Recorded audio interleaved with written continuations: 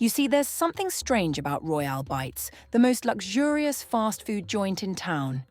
By day, it's packed with customers, rich businessmen, influencers taking pictures of golden brown fries, and families enjoying their premium burgers. But at night, something else happens. The janitor, Josh, has worked there for 5 years.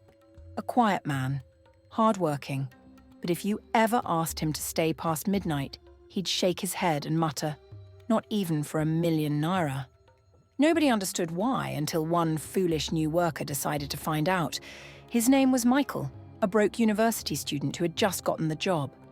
Unlike the others, he was skeptical of Josh's warnings. Ghosts? Demons? Please, I beg. It's just an empty restaurant at night. He laughed. One evening, after the manager locked up and left, Michael hid inside a restroom stall, waiting for everyone to be gone. He had made up his mind. He would stay overnight and prove that the stories were nonsense. By 11:45 p.m, the place was silent, just the soft hum of the refrigerators and the ticking of the old wall clock. Then, at midnight exactly, everything changed.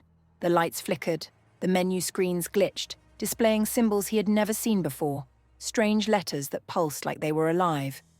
And then, the smell.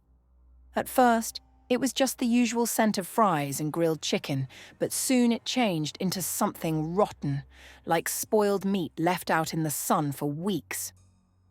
Michael covered his nose, his stomach churning. But before he could react, clink, clank. The kitchen doors swung open by themselves, and then he saw it. The deep fryer bubbled furiously, yet no one was there. The trays on the counter moved on their own, as if invisible hands were preparing orders.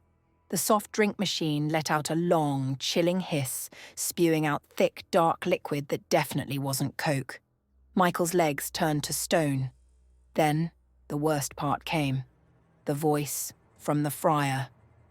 A deep, gurgling voice echoed from the fryer. "You are late." Michael's breath caught in his throat. His eyes darted to the deep fryer, where something moved beneath the bubbling oil. A face. A burnt, disfigured face with hollow, melted eyes. It rose slowly, its mouth stretching unnaturally wide, dripping with hot grease. Michael stumbled back, knocking over a chair. The voice continued, a mix of whispers and screams. "Do you know how many we have fed?" Michael turned to run, but the tables and chairs shifted on their own, blocking his way. Then the kitchen doors slammed open, revealing shadowy figures. The secret behind Royale Bites. They weren't customers. They weren't workers. They were victims. Their bodies were twisted, their skin charred like overcooked meat. Some had no eyes, only empty sockets.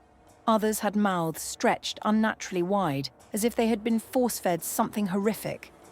Michael screamed. The fryer monster lurched forward, its hand made of burnt flesh, dripping oil onto the tiles.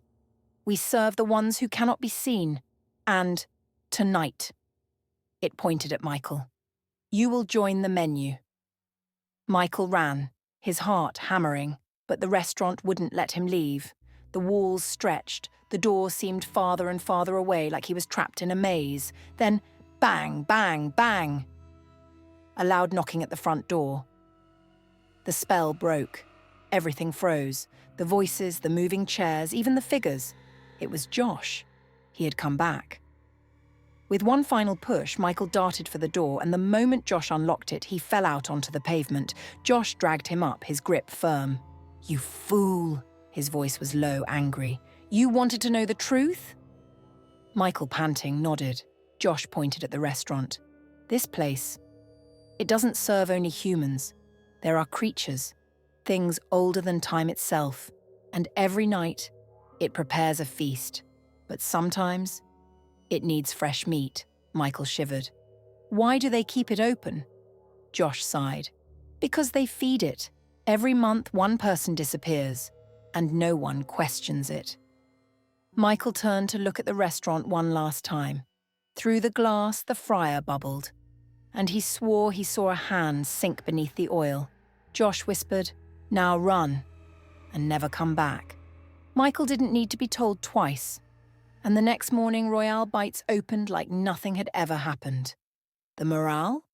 Next time you walk into a luxurious restaurant, remember, some places don't just serve food, they serve something else. And at night, they might be looking for a new item on the menu. The end. Please subscribe, like, share, and follow me for more interesting videos.